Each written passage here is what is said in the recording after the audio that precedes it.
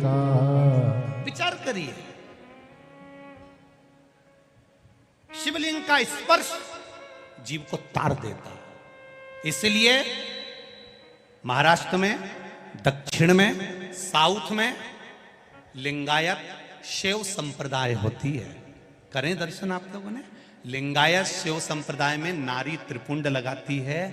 घर का लिंगायत शिव संप्रदाय में उनके गले में चांदी की डिब्बी में शिवलिंग पड़ा होता है, जो शरीर से रोज टच होता रहता है। और शिव लिंगायत, इस शिव लिंगायत संप्रदाय के अंतर्गत बिना शंकर के, बिना शिव के स्नान, बिना शिव के स्पर्श के इनका आनंद नहीं पाता। हरतालिका तीज हो, नारी शिवलिंग का निर्माण करती है। सोमवार हो, स्वयं शिव महापुराण की कथा कह रही है। 12 ज्योतिर्लिंग में से एक ज्योतिर्लिंग घृष्णेश्वर की कथा कह रही है। सुधर्म नाम के ब्राह्मण की 2 धर्म पत्नी थी, घोषमार सुदेहा। सुदेहा के घर में संतान नहीं हुई, घोषमा के घर में संतान हुई। घोषमा क्या करती थी? ये 12 ज्योतिर्लिंग में से शिव महापुराण की कथा कर रही है कि घोषमा का एक नियम था, शिवलिंग का निर्माण करती थी, उसका पूजन करती थी, बेलपत्र चढ़ाती थी, आराधना कर कर शाम के समय पर शिवलिंग को विसर्जन कर देती थी। उसका ब्राह्मण हो, क्षत्रिय हो, वैश्य हो, शूद्र हो, बच्चा हो, जवान हो, बूढ़ा हो, बेटी हो, बेटा हो, नारी हो, पुरुष हो, जो है अगर वो शिव की आराधना में लगा है, उसका मनवांछित फल की पूर्ति हुई है, प्राप्ति हुई है। और कोई तुमसे कहे कि स्त्री शंकर भगवान का आराधना कर सकती है, पूजन कर सकती है, तो दूर नहीं जाना। ये जो शिव पुराण है हमारे पास में, गीता प्रेस गोरखपुर की, उसका दर्शन मैं आपको करा देता हूँ। ये शिव पुराण गीता प्रेस गोरखपुर की है, तुम भी बाजार से लेकर आना। इसका 73 नंबर का पेज निकाल कर पढ़ना विद्येश्वर संहिता में से। उसमें लिखा हुआ है, जो नारी शंकर भगवान का स्नान कराती है, श्रृंगार करती है, पूजन करती है, वो संसार सागर से मुक्त होकर मां पार्वती की परम सखी बनकर विराजमान होती है। यह विद्येश्वर संहिता कह रही।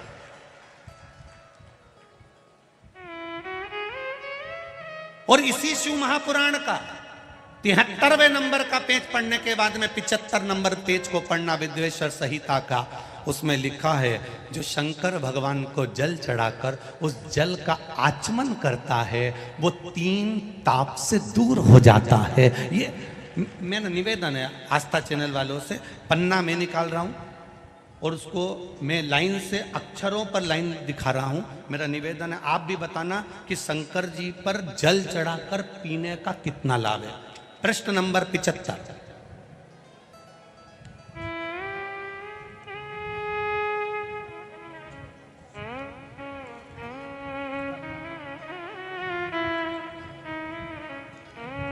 अब आस्था चैनल से निवेदन है, और आप सब भी एलसीडी पर ध्यान देंगे, और अपने अपने मोबाइल पर भी, जितने लोग टीवी पर कथा सुन रहे हैं वो, मोबाइल पर सुनने वाले वो, जो लोग कहते हैं शिव जी पर जल चढ़ा हुआ नहीं पीना चाहिए, उसके लिए मेरे वेद व्यास जी लिख रहे हैं, पेज नंबर 75 विद्येश्वर संहिता। ध्यान रखिएगा, जो मनुष्य, उंगली पर ध्यान देंगे जो टीवी पर चल रही है, जो मनुष्य शिवलिंग को विधि पूर्वक स्नान कराकर उस स्नान के जल का 3 बार आचमन करता है, उसके कायिक, वाचिक और मानसिक तीनों प्रकार के पाप शीघ्र नष्ट हो जाते हैं। ये शिव पुराण। अब शंकर भगवान के शिवलिंग पर चढ़ा हुआ नैवेद्य, शंकर भगवान के शिवलिंग पर चढ़ा हुआ प्रसाद खा सकते हैं कि नहीं खा सकते? कोई कहता है महाराज जी स्वान की योनि हो जाएगी, कुत्ता बन जाओगे, कोई कहेगा ये बन जाओगे, कोई कहेगा वो बन जाओगे। अब उसको पढ़िए, पेज नंबर 75 शिव महापुराण विद्येश्वर संहिता। मेरी उंगली चल रही, वहां पर ध्यान देना। भगवान शिव का नैवेद्य अग्रह है। इस भगवान भावना को मन से निकाल दें कि शिव जी का चढ़ा हुआ प्रसाद नहीं खाया जाता, ये भावना मन से निकालें। शिव के नैवेद्य को देख लेने मात्र से भी सारे पाप दूर हो जाते हैं। खाने की तो बात ही दूसरी है। अब क्या लिखा है अगली लाइन, उसको खा लेने पर तो करोड़ों पुण्य अपने भीतर आ जाते हैं। आए हुए शिव नैवेद्य को, जो शंकर का प्रसाद है, शिव जी पे चढ़ा हुआ नैवेद्य है, अगर वो आपके सामने आ जाए उसको सिर झुकाकर प्रसन्नता पूर्वक खा लेना चाहिए। जो शंकर के चढ़े हुए नैवेद्य को ये कह देता है कि थोड़ी देर से खाऊंगा, वो पाप में लिप्त होता चले जाता है। यहां तक उसका वर्णन किया, वो मनुष्य पाप में बंध जाता है। इसलिए शंकर को चढ़ा हुआ नैवेद्य, भगवान का बस केवल नैवेद्य का दर्शन ही हो जाए तो जीव कोटि कोटि पुण्य प्राप्त कर लेता है। वो शिव तत्व है, ये शिव महापुराण है।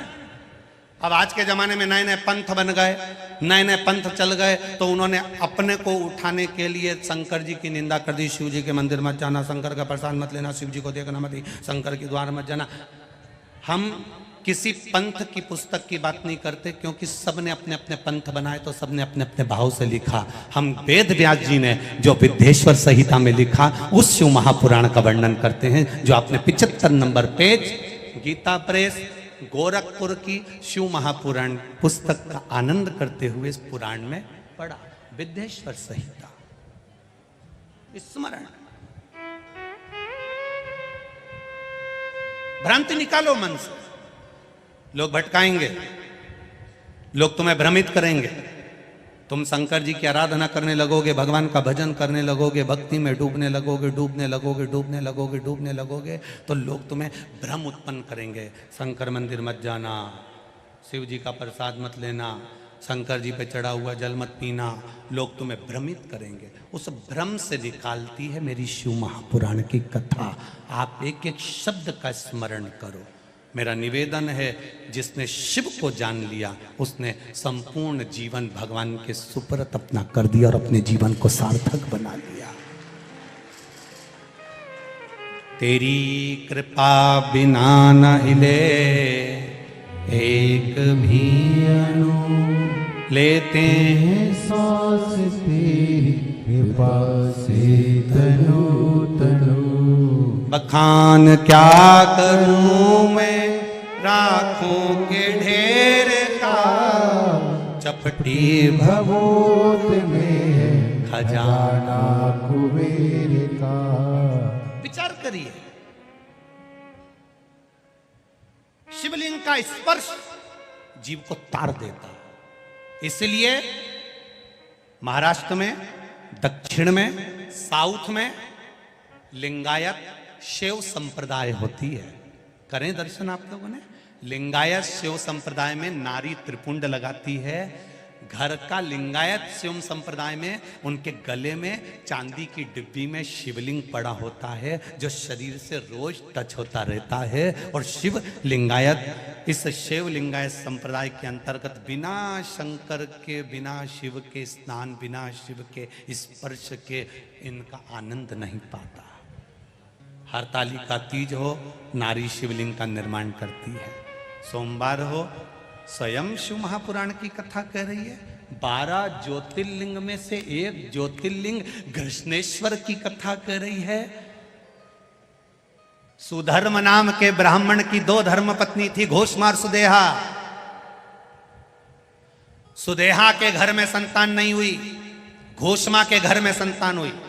घोषमा क्या करती थी? ये 12 ज्योतिर्लिंग में से शिव महापुराण की कथा कर रही है कि घोषमा का एक नियम था, शिवलिंग का निर्माण करती थी, उसका पूजन करती थी, बेलपत्र चढ़ाती थी, आराधना कर कर शाम के समय पर शिवलिंग को विसर्जन कर देती थी। उसका नियम था। अब कोई कहे नारी, कोई कह दे शिवलिंग का स्पर्श नहीं करना चाहिए। 12 ज्योतिर्लिंग में से घृष्णेश्वर की कथा कर रही है, 12 ज्योतिर्लिंग में से एक ज्योतिर्लिंग की कथा कर रही है, भगवान शिव की कथा कर रही है। घोषमा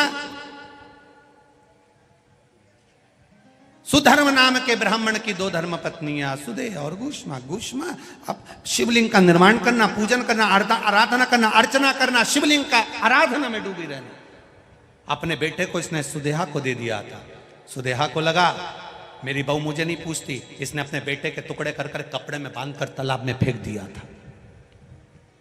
घोषमा शिव जी का पूजन कर कर, शिवलिंग का पूजन कर कर, जब शिवलिंग विसर्जन करने के लिए गई तो हाथ जोड़कर कहती है मैंने बेटे का दर्शन बहुत दिन से नहीं करा।